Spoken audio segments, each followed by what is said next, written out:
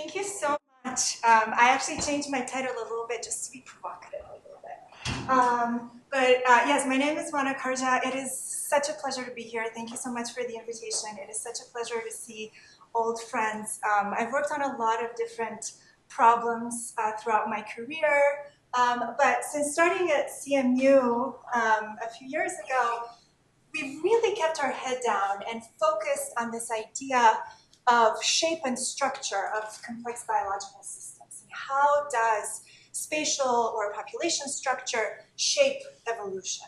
And I don't have to, again, sell to this audience that from cells to communities, natural systems exhibit a lot of spatial structure, and similar to some of the questions that Daniel is asking, when is this important? So these questions, how does population structure or spatial structure shape evolutionary dynamics, have had a long history in population genetics. From some of the early papers by Maruyama in the 70s, there's a lot of different models of population structure. Most previous modeling approaches represent population structure as connected communities of patches or demes. You have all kinds of different flavors of models, from continent island, stepping stone, lattice-based models, isolation by distance, and so on. And specifically, lately, a lot more work on spatially explicit metapopulation models. And the benefit of a lot of these different models is that they are intuitive and they are analytically tractable. We care about analytical tractability, and I'm going to come back to that a lot over the course of the talk, especially for the students. Analytical tractability can provide so much intuition. In a lot of these different models, unless one adds the spice, kind of like Aline was saying, and makes different assumptions on differences in selection between demes or node, assumptions of periodic extinction, and so on, what these models find is that overall, spatial structure changes times to fixation of new mutations in the population, but really doesn't change probabilities of fixation. Now, even though these models are absolutely fantastic to work with, some of the challenges that appear is that their predictions are hard to use for incoming data sets, especially molecular and cellular data sets, with a lot of spatial heterogeneity, a lot of complex patterns of co-localization and interaction. Now, the problem is that trying to move towards more complex topologies is much harder to study. So the challenge, right, lies in finding the right spatial representations from your problem that capture complexity, but also, importantly, allows for mathematical tractability. So just to give some examples, right, for certain questions, the spatial representation is easy. So for example, if we want to understand how the population structure of a host community shapes rates of mutation accumulation in a virus like COVID, for example, or a pathogen, one can use the mathematical proxy of a network to represent at this level organization spatial cartographies that can reflect patterns of contact and human activity.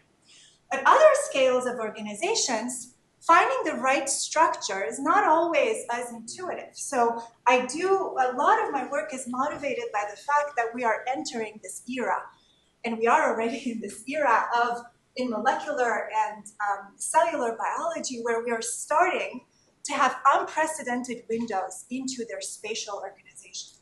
A lot of computational techniques, machine learning techniques, imaging, ability to process large amounts of data at scale gives us this unprecedented windows. And just to give you an example, this is data from one of my collaborators. What you're seeing here is a window into the femur of a mouse, the bone of a mouse. And so as you're traveling through this bone, our collaborators are able to map the different cell types, are able to detect, using information on the different cell types, where are the stem cell niches in this bone. These are the blue round dots. And you can get this architecture, you can get this spatial representation of the stem cell niches in the bone marrow. And you can start building these different maps. You also have information on how stem cells travel between the different niches. So the niches are stationary, the stem cells travel. These are long-lived cells that can accumulate mutations. And so using this information on where the stem cells are, the migration rates between the stem cells, you can start building these connections between the different nodes, and again, start building these networks that represent the architecture of the stem cell niches. And these types of data sets allow us now to ask new questions. How does the topology, the architecture of the stem cell niches shape mutation accumulation in these long-lived cells? So back to this question, the spatial representations are easy, and in a lot of cases, we can use the mathematical proxies of networks. Turns out that networks are a very versatile way to represent these population structures, and one can use networks, this mathematical proxy of networks, at various scales of organization, right? And one can have these spatial distributions on the left and connect them to a mathematical representations on the right. So the problem then becomes, right, how does the structure of the network, the topology of the network, shape, for example, probabilities of fixations of new mutations, times to fixation, and so on. So what I'm going to talk about in this talk is the simplest possible model, which is the Moran model, a new mutant coming into a random node on this network and spreading through this network. And the evolutionary dynamics, we're going to assume a birth-death dynamics, where at each time step we select a node for birth proportional to fitness. We select a neighbor for death. And this is where the comparison to a well-mixed population lies, because in a well-mixed population, you'd select a node from the entire network. Here, we just select a neighbor for death, and then we replace the node selected for death with the offspring of the original node. And so the effect, modeling this Moran process on networks, the effect of population structure has been seen or classified in 3 different groups. So graphs can be either amplifiers of selection, where one can see that in these types of topologies, a mutant appearing, an advantageous mutant appearing, has a higher fixation probability on this graph compared to a well-mixed population, and disadvantageous mutants have lower fixation probabilities. And another way to think about it is that the balance tilts towards selections on these graphs. So if you look at selection strengths on the x-axis, you see this crossing right at neutrality, and you see the difference in fixation probability between the amplifiers and the well-mixed. Similarly, you can have the opposite. You can have suppressors of selection, which allow for lower fixation probabilities for advantageous mutants. And then in the middle, you have these isothermal graphs that do not change fixation probabilities, similar to previous models. And there are many previous studies that look at evolution on graphs, but some of the challenges with studying these graph families is that it is very hard to find some kind of unified way of putting all the different graphs together. That's why a lot of studies focus on particular graph families, stars, superstars, funnels, bipartite. And there are benefits to studying these particular structures. They're easy to manipulate, allow for more complicated population dynamics. But it makes it hard to understand new graphs from new data that maybe do not belong to a particular family. So how do we build a unified view of how these more heterogeneous graph structures shape evolutionary dynamics, even for these very simple particular models? And again, what makes this problem very difficult is that networks are intrinsically messy, right? They have a ton of properties that can be quantified. If you want to change one property, it actually correlates with all these other properties, and you don't really know which property really drives the dynamic. So, this is tiny. You don't have to read what it says here, but it just lists a lot of different properties in which graphs can vary, right? So how do you get to the role of particular graph properties? How do you build intuitive understanding of what's important for evolutionary dynamics? So what we show in our work is that while we think that things are very messy and difficult, actually it turns out that things are not as messy as it seemed to be. And we can make a lot of progress if we compute these two evolutionary properties of networks now. And these two evolutionary properties, which I'm going to go a little bit in detail of, are the amplification and the acceleration factor of a network. And what allows us to do it, and a lot of details in this talk for purpose of time are kind of swept under the rug, what allows us to study these networks are also computational advances that actually allow us to tune network properties independent of each other, to tune variance in degree independent from mean degree, mixing pattern correlation in degree, and this really allows us to study individual properties of time. So to start with the amplification factor again quantifies essentially how to rescale a selection coefficient S for the well-mixed model to obtain the same probability of fixation as an allele with coefficient S on a network population. So again, if you have this amplification select parameter on the x-axis, probability of fixation on the y-axis, you have the well-mixed model at exactly 1, right? 1 amplification factor. And then the amplification factor essentially quantifies this, right? By how much does a network amplify or suppress. So now you put all kinds of different networks on this plot. You can see that some networks are suppressors, some networks with amplification factor larger than 1 are amplifiers. And here, every dot is a simulation, and this line is our analytical approximation. So we're able to write in a closed form this amplification factor and get analytical approximation over a large many different types of networks. And also something else to point out, these networks can also be very large, thousands of individuals. So just to give you a little hint into how the math works, right? A lot of different previous approaches to the problem, mostly from Martin Novak, Van Allen, Arne Charleston's group, have managed to build these analytic approaches to networks. But again, in a lot of these different cases, very small population sizes, and still very regular graphs. So one numerical type of approach, our approach is based on the adjacency matrix, right? Which nodes are connected to which other nodes? The benefit of this approach is that the adjacency matrix uniquely identifies a graph. The problem is that this ends up being that due to the number of nodes Moran process, it becomes very hard to manage very, very fast, right? And so these types of approximations really are not scalable for graphs of much larger sizes and a lot more heterogeneity.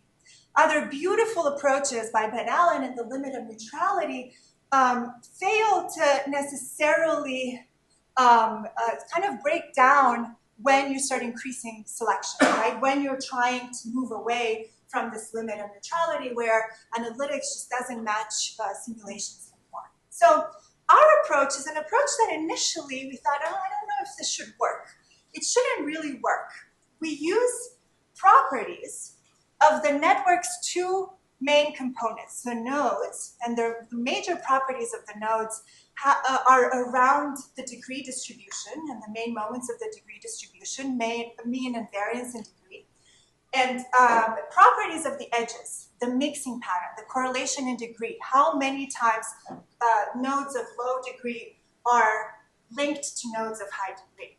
And so at a very big picture scale, our analytical approach is that instead of using a unique identifier, the adjacency matrix, we kind of take all nodes of the same mean degree, we group them together in the same class, and we actually transform this problem into a finite island population type model where we write the probabilities, and then we keep track of the mutant on these different classes. And it works really great. And so this allows you to both understand how the different network properties affect evolutionary dynamics. So for example, variance in degree, if you keep mean degree constant, always increases fixation probability.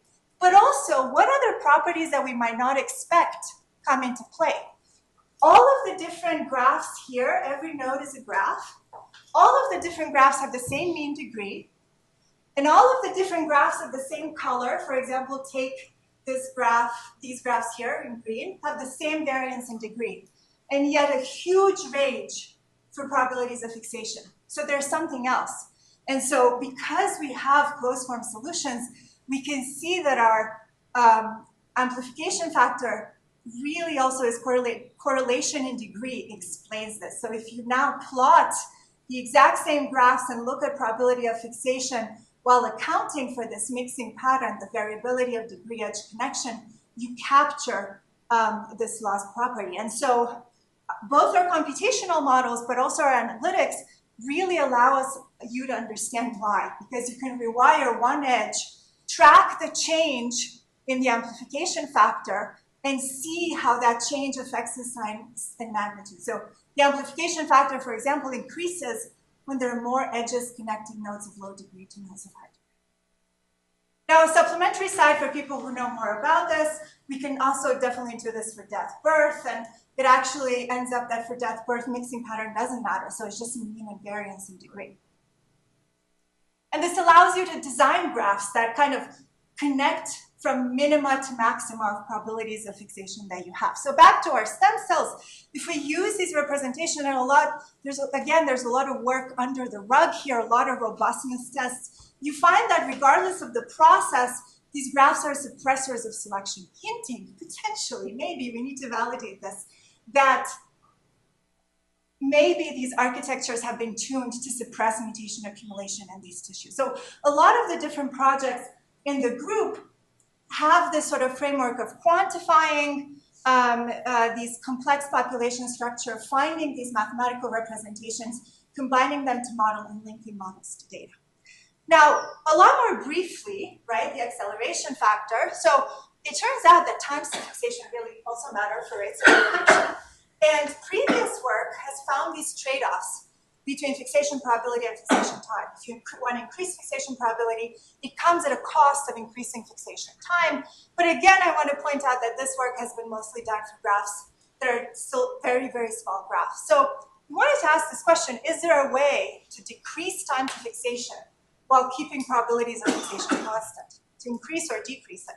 And we were very, in vain of being a student of Mark Feldman, we were inspired by a paper from 1965 and decided to study the role of cliques and higher order motifs in these patterns. So if we looked at the lower order motifs, right, these matter, the nodes and the edge properties matter for probabilities of fixation. Higher order motifs are these triangles, right, or connections between multiple nodes. And so again, we build these algorithms that allow us to keep lower level properties constant and really just vary number of triangles. That's it, that's the only thing changing here. And indeed, triangles do not change fixation probabilities, but they can really affect times to fixation. So again, every single graph here has lower properties kept constant. And so we can find this acceleration factor that allows us to quantify the time on a graph compared to the time on a well-mixed population and write it as a function of the number of triangles in the network as well as mean degree or whatever other network properties. And we can go into really why triangles, I don't really have time to go into why triangles change times to fixation, but it turns out that they reduce the equilibrium number of the edges that connect to mutants and wild-type nodes. Now, what about multiple mutants, right? A lot of work has been done in this limit of one mutant invading. What if you want to try to understand how a graph structure helps you cross a fitness value, right, or rates of stochastic tunneling? So it turns out that this complex interplay between probability and time, the fact that the networks affect not just time, but probability, also allows you to see complicated dynamics that you wouldn't see just, let's say, with lattice-based models. So now, if instead of having suppressors, I have thermal amplifier categories, you see all different kinds of categories of graphs, 7 different kinds that shape stochastic tunneling dynamics. And again, we actually use one of Daniel's papers in this well-mixed regime to really quantify, hey, my 2 network properties either stretch the time that this intermediate lower fitness mutant can stick around in the population or change its spread, right? Change its effective selection coefficient. So you can really get intuition into the how and the why. And this allows you also to do this systematic analysis across network families. And you see that, for example, lattice graphs are just one knife's edge here, but allows you to put, right, if you now look at amplification factor by acceleration factor, put the different families of graphs together and look at the contour lines of whatever proxy you want. And here it's probability of fitness valley crossing. You can look at this unified picture across network families, and it opens the door to all kinds of beautiful other explorations on. This gave us a lot of headache, this problem of clonal interference on graphs. All of the graphs here, again, are graphs where all the nodes have mean degree 8, and so variance in degree 0, and we just play with the number of triangles. And you can already see very different types of patterns emerging, where even for nodes, for graphs where everyone has the same mean degree. And I'm running out of time here, but I'm going to very quickly zoom. It turns out that as you look at these patterns of clonal interference, graphs also change the genetic variance that you see in the population. And so we can quantify. It turns out that the right genetic variance to measure is obtained by multiplying the amplification and acceleration and controlling for that. So the overview of this talk is that using these types of network representations, we can capture, even under very simple models, we can capture evolutionary dynamics that are simply impossible with Dean-based or more regular types of structures. Again, unless you make other kinds of assumptions in your dynamical system. And we may think that it's hard and it's messy, and we can only study one family at a time, but that is not true. Two main evolutionary parameters, particularly for these types of problems, shape dynamics, and this includes problems where you go beyond single mutation models. And this is just a starting point. We also have work online on ecoevolutionary dynamics and what happens if you have species competition. We're interested in looking at tree inference and how that is changed by network structure. I'm in the School of Computer Science, and we think about intelligent systems a lot and how to design swarms that outperform reinforcement learning algorithms. So kind of a slightly different direction in my work. We're starting to do a lot of data and shape automated learning, and this has been the bane of my existence this past year, trying to combine experiments with models. It's very, very hard. I am always recruiting at every stage. So please reach out to me if these are some of the problems that you'd be interested in working. All of this work has been done in collaboration with my first ever PhD student, who just defended this past Friday. And I'm very happy to finally change the picture where we're all masked to a more unmasked, sort of more recent version of the group. So thank you very much.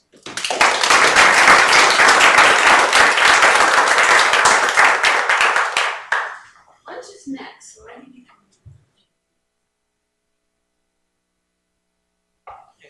Very cool work. I was curious. So you started with this example of stem cells, and so I was kind of in the stage where you will have each node as like a beam, and then networks connecting them. And you move to this evolutionary.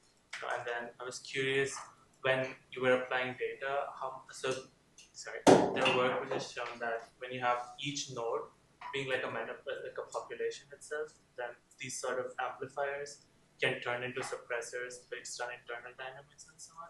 Did you have that issue coming from these individual networks where nodes are individuals to data where nodes were populations? So that's a great question, right? I kind of zoomed in through the detail here, right? So what are nodes and what are links, right? You keep mentioning these networks. So a node can be thought of as an individual, right? And individuals spread through this network, and links are these patterns of reproduction and replacement, right? The structure of reproduction and replacement. You can also think of the nodes of subpopulations, but here the assumption would have to be that they're homogeneous subpopulations where the time that the mutation takes to spread through the node is much faster than the time that it takes to spread between nodes, right? So that is the assumption that we make here, that as soon as a mutation reaches that node, it takes over the subpopulation. Yeah, you had something on the slide that had a 1 over 1 minus f in front of it. Yeah. And I'm just curious about that, because that's the kind of factor that could show up for like incorporating relatedness, Yeah, or like an ingredient, effective yeah. size or something like that. Yes, so I think a lot of the work that we also do in the lab is try to, and I think there needs to be more work on trying to connect this type of work to previous models of structure, right? Population structure, kin selection, all kinds of different prior results, and maybe write like a mathematical treaty of how it all sort of comes together. And you're right to notice that, and we're working on that, yes. And I guess I've got two slightly unrelated things. So firstly, you're looking at the Mellon process. You've got lots of nice looking results from that. Does it? Have you tried quite a simple game like a sort of donation game? Do these carry over? So we are looking at the Moran process here. You're right. There's a lot of other people, including Ben, for example, who use networks to study games, right? A lot of problems in evolutionary game theory where you have slightly different assumptions. You have patterns of local negative frequency dependence, or so all kinds of different flavors of problems that we're not capturing here. Okay, so you've not looked at those. So No, we have not looked at those. Right. The one actually I was going to say was just about the mentioning about that sort of local populations and stuff, is that there is a bit you can say on those kinds of things that sort of recent work I've done on my own sort of PhD student. But I mean, sort of rather idealised in the sense of how the local populations interact. Mm-hmm. If the interaction rates are sufficiently strong within the population, between, then there's a and then obviously when something enters the population, then there's a certain probability of it taking over. So it wouldn't take much to adapt what we've got to incorporate all sorts of. I think it's so fun to think of these things, because actually, so the paper that I mentioned here on where we add a flavor of ecology, you can also, this is actually a global frequency dependence type of model, but you can turn it, there's all these links. We're also working on local negative frequency dependence, and you can take these links between, actually, you can frame the model in an ecological framework, you can frame it into an evolutionary game theory framework, and it's so fun to find the connections and sort of bring the different fields together. And you're absolutely right. What we're also seeing in different papers is that the bottleneckedness between groups, right? Like how bottlenecked the population is really tends to matter. So the algebraic connectivity of the graph ends up being the important parameter there. Oh, one quick question. We'll go. This is just to clarify, guys, this is enormously impressive, really cool. So would you say, just in terms of fixation probability, the graph parameters that matter the most are the mean degree, the variance degree, the correlation between neighbors, and then for fixation time, the number of triangles or like clustering coefficients, something like that. Is that an accurate summary? I'm gonna rephrase the last point a little bit. So what we really particularly wanted to do for time to fixation is ask this question of, given a probability of fixation, can I adjust the network to play with time? So we're not saying that the other properties don't matter. We're just saying, hey, if I control for fixation probability, how much leeway do I have to play with time? Does it always have to increase, or can I actually work on this idea of trade-off? And we actually use these types of models for different types of application. And it turns out that there's particular optimization problems that are very smooth, where you might want to increase the number of triangles because it decreases time to reach solution. But if your optimization landscape where it's very rugged with a lot of local optima, it turns out that the populations that have a topology that increase time to fixation reach the global optima more. And so it's kind of an interesting thing to think, well, for some problems you want to increase times, for some problems you want to decrease times, give it a certain probability. It's presumably loopedness, not triangles per se, that increase the time to fixation. What proportion of structures? So yeah, I sweeped a lot of things under the rug here, but yes, it is loopedness, and you can also see that. But I will say the higher order you go. So if you look at loops of 4, they matter like so much less than loops of 3. So the contribution significantly decreases with the higher orders. Thank you. We'll stop there. A great morning to start us off. We have lunch from now until 1, and be back here for the afternoon session.